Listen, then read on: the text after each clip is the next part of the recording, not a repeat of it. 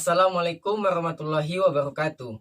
Perkenalkan, nama saya Harfidi Mnasirufnis dari program studi Psikologi Islam semester 2. Kali ini saya akan mempresentasikan atau akan membahas sedikit mengenai sejarah, fungsi, dan kedudukan.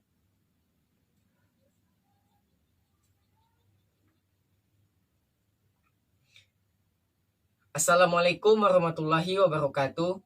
Perkenalkan, nama saya Harfidi Mnasirufnis dari program studi Psikologi Islam semester 2. Kali ini saya akan mempresentasikan atau akan membahas sedikit mengenai sejarah, kedudukan, serta fungsi dari bahasa Indonesia.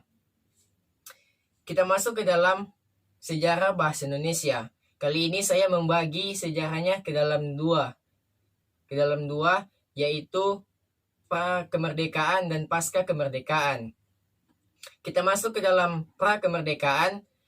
Sebelum kemerdekaan, bahasa Indonesia berakar dari bahasa Melayu. Bahasa Indonesia tumbuh dan berkembang dari bahasa Melayu yang sudah dipakai berabad-abad sebagai bahasa pergaulan atau lingua franca. Bukan saja di Kepulauan Nusantara, tetapi bahasa Melayu ini juga sudah digunakan hampir di seluruh Asia Tenggara. Berbagai fakta sejarah menunjukkan bahwa bahasa Melayu sudah digunakan secara meluas sejak dahulu. Misalnya, prasasti tertua tertulis dalam bahasa Melayu dengan huruf Pallawa berasal dari abad ke-7, masuknya Islam ke Indonesia sekitar abad ke-13 atau sebelumnya membawa pengaruh pada tradisi tulis dalam bahasa Melayu. Huruf Arab mulai digunakan untuk penulis bahasa Melayu. Berdasarkan bukti sejarah bahwa pada zaman Kerajaan Sriwijaya di Sumatera dan Kerajaan Majapahit di Jawa, bahasa Melayu sudah berfungsi sebagai 1. Bahasa kebudayaan, 2. Bahasa perhubungan antar suku di Indonesia, yang ketiga bahasa niaga dalam transaksi perdagangan, yang keempat bahasa resmi kerajaan. Pada masa penjajahan Belanda, bahasa Melayu juga tetap dipakai sebagai bahasa perhubungan yang luas. Pemerintah Belanda tidak mau menyebarkan pemakaian bahasa Belanda pada penduduk pribumi. Dengan demikian, komunikasi di antara pemerintah dan penduduk Indonesia dan di antara penduduk Indonesia yang berbeda bahasanya sebagian besar dilakukan dengan bahasa Melayu. Selama masa penjajahan Belanda, terbit banyak surat kabar yang ditulis dengan bahasa Melayu. Melalui perjalanan sejarah yang panjang, akhirnya pada tanggal 28 Oktober 1928, melalui Ikrar Sumpah Pemuda, bangsa Indonesia menerima bahasa Melayu sebagai bahasa nasional bangsa Indonesia dengan nama Bahasa Indonesia. Butir ketiga dari Ikrar Sumpah Pemuda merupakan pernyataan tekad kebahasaan yang mengindikasikan bahwa bangsa Indonesia menjunjung bahasa persatuan, yaitu bahasa Indonesia. Sejak itulah bahasa Indonesia secara perlahan tumbuh dan berkembang terus. Sejak zaman pra-kemerdekaan hingga saat ini perkembangannya menjadi demikian pesatnya sehingga bahasa Indonesia telah menjelma menjadi bahasa modern. Yang kedua, kita masuk ke dalam pasca kemerdekaan atau sesudah kemerdekaan. Sehari sesudah proklamasi kemerdekaan pada tanggal 18 Agustus 1945, ditetapkan Undang-Undang Dasar 1945 yang terdapat pada pasal 36 yang menyatakan bahwa bahasa negara ialah bahasa Indonesia. Dengan demikian, di samping kedudukan sebagai bahasa nasional, bahasa Indonesia juga berkedudukan sebagai bahasa negara. Sebagai bahasa negara, bahasa Indonesia dipakai dalam semua urusan pemerintahan dan masyarakat negara. Sesudah kemerdekaan, bahasa Indonesia mengalami perkembangan yang begitu pesat. Setiap tahun jumlah pemakai bahasa Indonesia semakin bertambah. Kedudukan bahasa Indonesia sebagai bahasa nasional dan sebagai bahasa negara semakin kuat. Perhatian terhadap bahasa Indonesia baik dari pemerintah maupun masyarakat sangat besar. Pemerintah Orde Lama maupun Orde Baru menaruh perhatian yang besar terhadap perkembangan bahasa Indonesia. Di antaranya melalui pembentukan lembaga yang mengurus kebahasaan yang sekarang menjadi Pusat Bahasa dan Penyelenggara Kongres Bahasa Indonesia. Perubahan ejaan bahasa Indonesia dari ejaan Van Ophuijsen ke ejaan Sewandi hingga ejaan yang disempurnakan atau EYD selalu mendapat tanggapan dari masyarakat. Ejaan yang pernah berlaku di Indonesia. Yang pertama, ejaan Van Opuisen. Pada tahun 1901, ejaan bahasa Melayu dengan huruf Latin yang disebut ejaan Van Ophuijsen ditetapkan. Ejaan tersebut dirancang oleh Van Ophuijsen dibantu oleh Engku Nawawi, Gelar Sultan Makmur, dan Muhammad Taib Sultan Ibrahim. Hal-hal yang menonjol dalam ejaan ini adalah sebagai berikut. Huruf J untuk menuliskan kata-kata jang, pajah, dan sajang. Huruf OE untuk menuliskan kata-kata goeroe atau guru, itoe atau itu, dan oemoer atau umur. Tanda diakritik seperti komain dan tanda trema untuk menuliskan kata-kata makmoer, akal, ta, pa, dan dinamai. Ejaan Soewandi yang kedua ejaan Soewandi. Pada tanggal 19 Maret 1947, ejaan Soewandi diresmikan mengganti ejaan Van Ophuijsen. Ejaan baru itu oleh masyarakat diberi julukan sebagai ejaan Republik. Hal-hal yang perlu diketahui sehubungan dengan pergantian ejaan itu adalah sebagai berikut. Huruf OE diganti menjadi dengan huruf U, seperti pada guru, itu, dan umur. Bunyi hamzah dan bunyi sentak ditulis dengan K. Kata ulang boleh ditulis dengan angka 2, seperti anak-anak. Anak-anak hanya satu kata, lalu ditambahkan angka 2. Awalan di dan kata depan di, keduanya ditulis serangkaian dengan kata yang mengikutinya. Yang ketiga, ejaan yang disempurnakan atau IYD. Pada tanggal 16 Agustus 1972, Presiden Republik Indonesia meresmikan pemakaian ejaan bahasa Indonesia. Peresmian ejaan baru itu berdasarkan putusan Presiden nomor 57 tahun 1972. Departemen Pendidikan dan Kebudayaan menyebarkan buku kecil berjudul Pedoman Ejaan Bahasa Indonesia yang disempurnakan sebagai patokan pemakaian ejaan itu. Karena penuntun itu perlu dilengkapi panitia pengembangan bahasa Indonesia, Departemen Pendidikan dan Kebudayaan yang dibentuk oleh Menteri Pendidikan dan Kebudayaan dengan surat putusannya tanggal 12 Oktober 1972 nomor 156-P-1972 Amran Halim Ketua menyusun buku pedoman umum ejaan bahasa Indonesia yang disempurnakan yang berupa pemaparan kaidah ejaan yang lebih luas. Setelah itu, Menteri Pendidikan dan Kebudayaan dengan surat putusannya nomor 196-1975 memberlakukan pedoman umum ejaan bahasa Indonesia yang disempurnakan dan pedoman umum pembentukan istilah. Pada tahun 1987, kedua pedoman tersebut direvisi. Edisi revisi dikuatkan dengan surat putusan Menteri Pendidikan dan Kebudayaan nomor 544-U-1987 tanggal 9 September 1987. Beberapa hal yang perlu dikemukakan sehubungan dengan ejaan bahasa Indonesia yang disempurnakan adalah sebagai berikut. 1. Perubahan huruf. Ejaan Soewandi, ejaan yang disempurnakan di jalan, jauh, jalan, jauh. Yang kedua, huruf-huruf di bawah ini yang sebelumnya sudah terdapat dalam ejaan Soewandi sebagai unsur pinjaman abjad asing diresmikan pemakaiannya. 3. Huruf-huruf Q dan X yang lazim digunakan dalam ilmu eksakta tetap dipakai.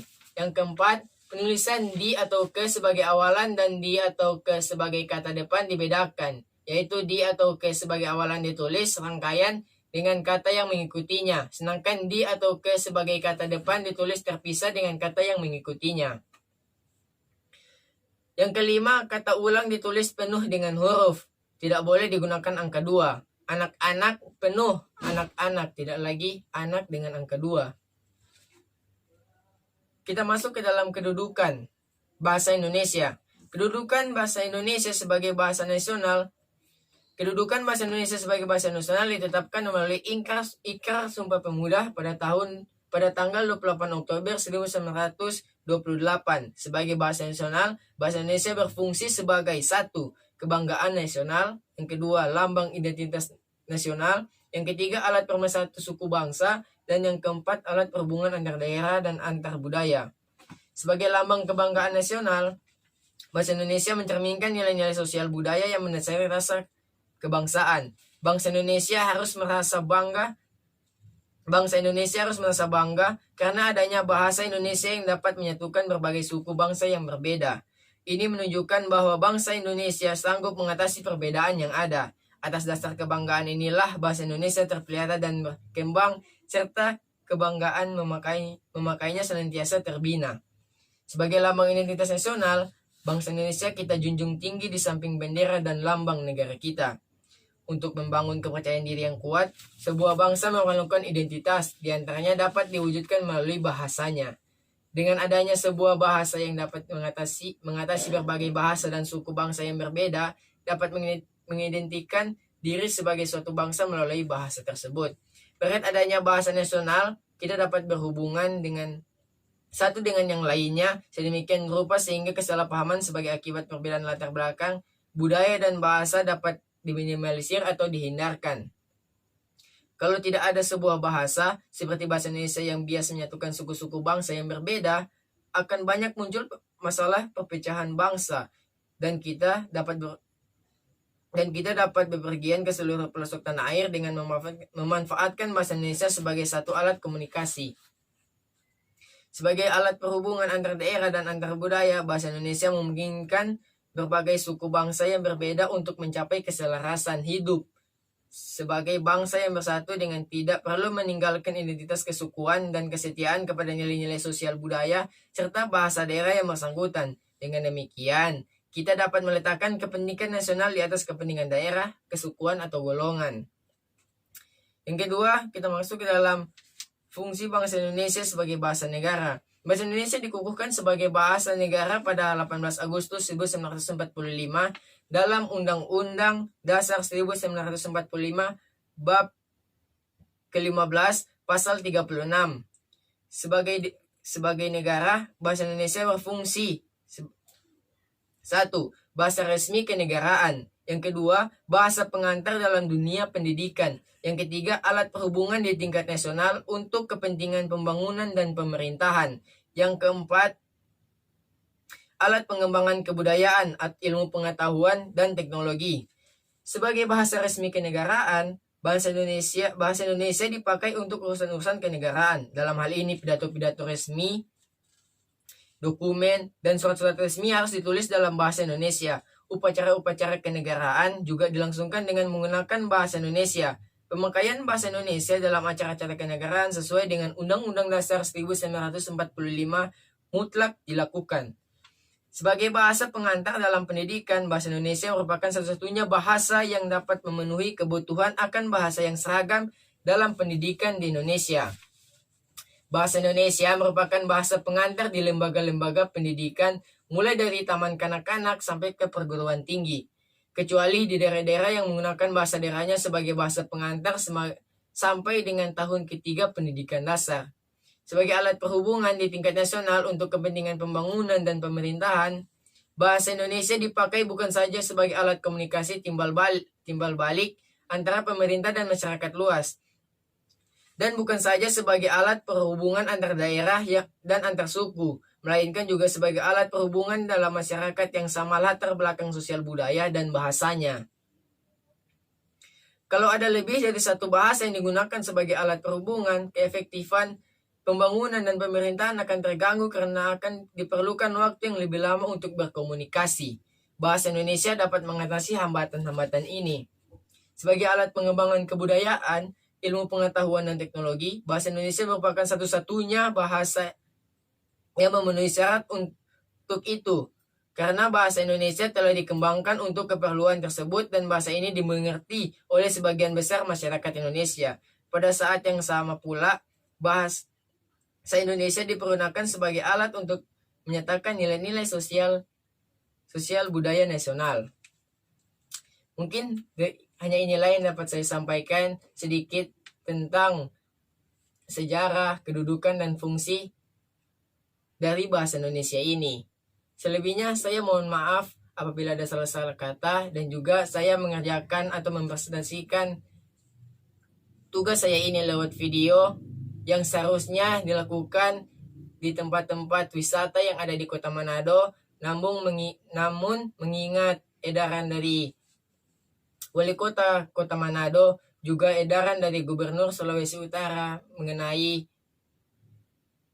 COVID-19 atau virus corona ini, maka saya mengerjakan tugas ini dari dalam kamar saya untuk sebagai bentuk jaga-jaga diri.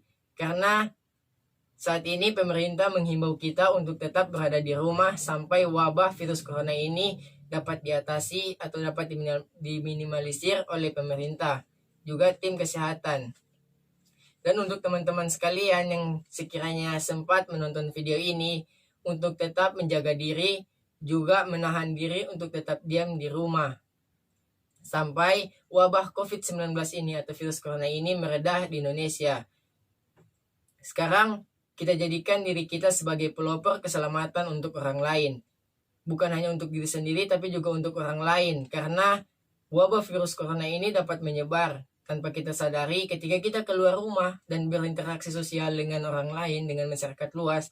Tanpa kita sadari, mungkin saja kita yang sudah terkena corona dan kita tidak menyadari kita telah terjangkit atau telah terkena virus ini, kita dapat menyebarkan ke masyarakat lain virus corona ini dan dapat merugikan orang lain. Jadi, terakhir pesan dari saya, mari kita sama-sama menjadi pelopor keselamatan baik bagi diri kita sendiri maupun keluarga serta masyarakat umum yang lainnya. Dengan tidak keluar kemana-mana, tidak berinteraksi sosial secara berlebihan, dan tetap di rumah saja. Mungkin itulah akhir dari saya. Billahi fisabil haq fastabiqul khairat. Nun wal kulami wa miyasturun. Nasru minallah wa fatun qarib wa basiril mu'minin. Wassalamualaikum warahmatullahi wabarakatuh.